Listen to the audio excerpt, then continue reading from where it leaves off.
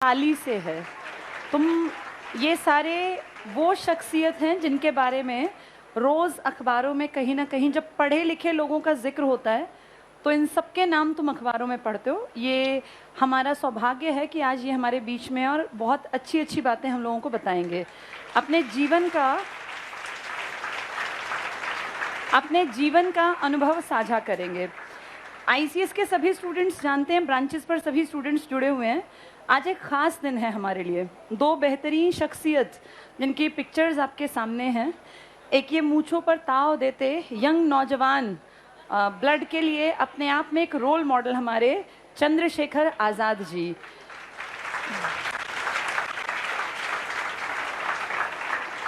एक अपने अनुभव से जिन्होंने उस समय के भारत के नौजवानों को और जितने लोग थे समाज में, चाहे महिलाएं थी, बच्चे थे या कोई भी था, उन सबको जीने का एक अच्छी डायरेक्शन, एक अच्छी दिशा जिन्होंने हम सबको दी। और कांग्रेस के एक बड़े लीडर के रूप में जिनका नाम सभी लोग जानते हैं, बाल गंगाधर तिलक जी। आज ही के दिन 23 जुलाई, आज ही के दिन दोनों का जन्मदिन है, लेकिन उम्र में दोनों के में बहुत फ़र्क था। ये आपको दिख रहे हैं, ये अनुभवी थे। 1856 में, 1856 में आज ही के दिन इनका जन्म हुआ था। और आज़ाद जो कि क्रांतिकारियों के एक मान लीजिए प्रणेता थे, 1906 में जन्मे थे। और दोनों लीडर्स का बहुत बहुत बहुत बड़ा योगदान है भारत की आज़ादी की यात्रा में।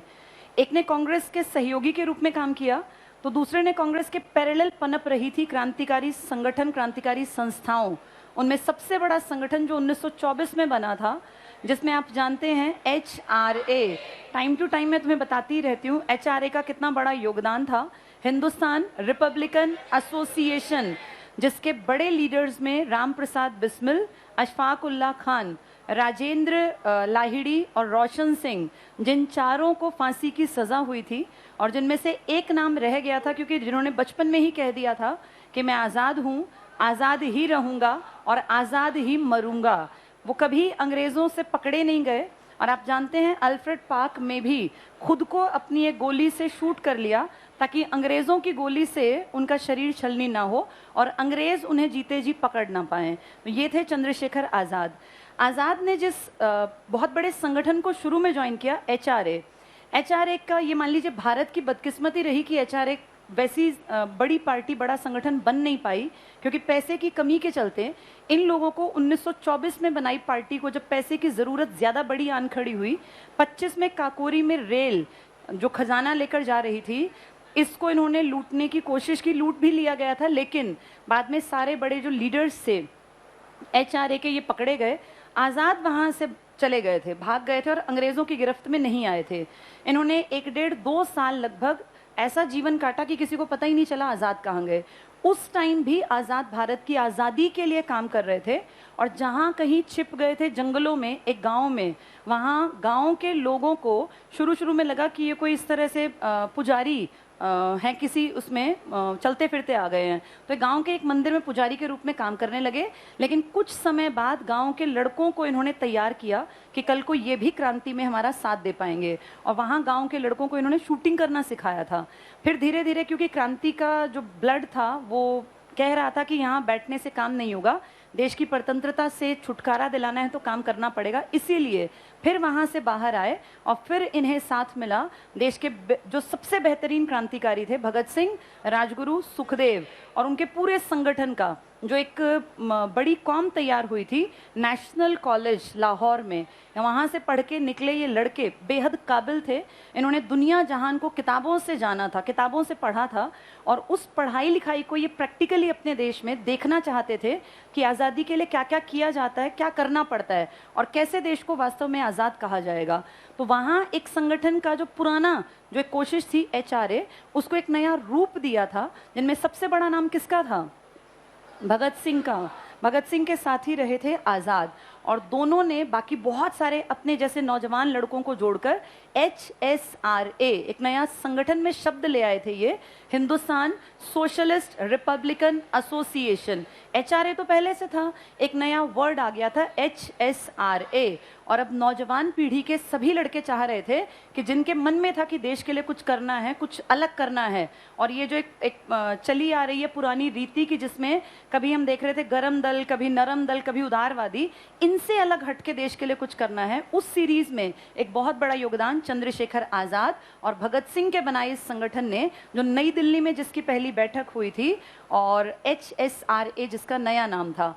फिर धीरे धीरे दोनों काम करते रहे, नए नए लड़कों को जोड़ते रहे, लेकिन ये संगठन भी बहुत लंबा टिक नहीं पाया। कारण 1929 में आप जानते हैं पब्लिक सेफ्टी बिल के नाम पर अंग्रेजों के काल में जो एक बिल पेश किया जा रहा था, जहां कहीं ना कहीं इन नौजवानों को लगा कि हमारे क्रांतिकारी बंधुओं को टारगेट करके ही अंग्रेजी राज में खत्म किया जाना ही उनका मूल उद्देश्य है। उस असेंबली में बम का फेंका जाना और फिर वहां जानबूझ के गिरफ्तारी देना, वो धीरे धीरे धीरे करके संगठन कहीं ना कहीं जो बहुत उभरना चाहिए था उसके लीडर्स पकड़े जाने लग गए। और फाइनली आते आते 1931 में चंद्रशेखर आजाद 27 फरवरी 1931 को अल्फ्रेड पार्क में जब चारों तरफ से अंग्रेजी सेना ने घेर लिया, तो इन्होंने कोशिश तो की थी बचने की, लेकिन क्योंकि इकलौते थे, अकेले थे लड़ने वाले, वहां पूरी फौज आ गई थी, तो वहां से भागना और बचना संभव नहीं था। जब तक गोलियां रही इनके पास, तब तक ये लड़ाई करते रहे। पर फाइनली जब दिखा कि बात नहीं बनेगी, तो अंतिम गोली से अपने आप को इन्होंने शूट कर लिया।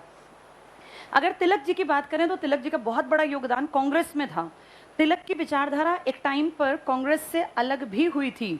जब बंगाल विभाजन हुआ 1905 में, 1906 में जब अंग्रेजों ने बहुत चालाकी से मुस्लिम लीग का गठन करवा दिया, ये कह के कि कांग्रेस तो महज हिंदुओं की संस्था बनकर रह गई है। ये वही अंग्रेज थे जो पहले कह रहे थे कि कांग्रेस एक राष्ट्रीय दल है जिसमें अंग्रेज भी हैं, हिंदू भी हैं, मुसलमान भी हैं, पारसी भी हैं।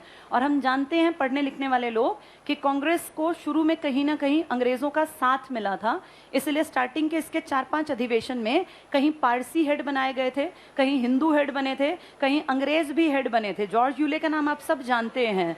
तो ये कांग्रेस जो सबकी संस्था थी साझे की, अचानक से 20 साल बाद अंग्रेजों ने इसको ऐसा दिखाया कि ये संस्था सिर्फ हिंदुओं की है, और मुसलमानों को अलग करने के लिए मुस्लिम लीग का निर्माण करवा दिया। उस बीच में कहीं ना कहीं क्लैश हुआ था कांग्रेस की विचारधारा के साथ अपने बहुत बड़े लीडर बाल गंगाधर तिलक जी का, और वहां जाके 1907 में फिर 2 दलों में विभाजित हुई थी कांग्रेस। आप सब जानते हैं गरम दल और नरम दल। गरम दल के बड़े लीडर्स में तिकड़ी का काम था लाल बाल पाल, लाला लाजपत राय। हम गर्व से कहते हैं लाला लाजपत राय की कर्म भूमि में आज हम बैठे हैं, क्योंकि लाला लाजपत राय ने काम किया था हरियाणा में रहकर। हिसार हमारी वो पवित्र भूमि है जो कर्म भूमि बनाई थी हमारे इतने बड़े लीडर ने। लाला लाजपत राय जी हरियाणा के अलावा देश में तो खैर काम कर ही रहे थे। बाल गंगाधर तिलक महाराष्ट्र में, गुजरात की बेल्ट में ज्यादा काम किया, पर इनको नेशनल लीडर माना जाता है। दोनों का बहुत बड़ा योगदान था, और दोनों में से इनका तो बहुत बड़ा योगदान इसलिए भी था क्योंकि इन्होंने एक टीचर के रूप में काम किया। और ये बहुत बड़ी बात है, इन्होंने अपने टाइम पर, जब ये महज 24-25 साल के थे, उस टाइम पर इन्होंने कॉलेज में पढ़ाना स्टार्ट कर दिया था। पढ़ने की उम्र में पढ़ाने लग गए थे, और इनका क्लैश हुआ था अपने प्रिंसिपल के साथ। प्राइवेट कॉलेज में पढ़ा रहे थे। क्लैश किस बात को लेकर था? प्रिंसिपल चाहता था ये रटी रटाई शिक्षा बच्चों तक पहुंचाएं, वही जो अंग्रेज चाहते थे।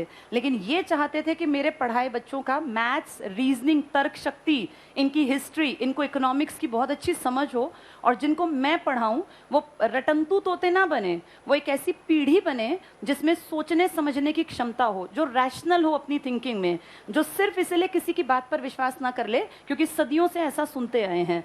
ये बातें इनकी कहीं ना कहीं प्रिंसिपल्स को और टीचर्स को अखरने लगी, और इसलिए इनका वो कॉलेज छूट गया। लेकिन कॉलेज छूटा था, इन्होंने एक संस्था बनाई, सोसाइटी बनाई, डेक्कन एजुकेशन सोसाइटी, जिसने आगे जाके फर्ग्यूसन कॉलेज को बनाने में बहुत बड़ा रोल प्ले किया।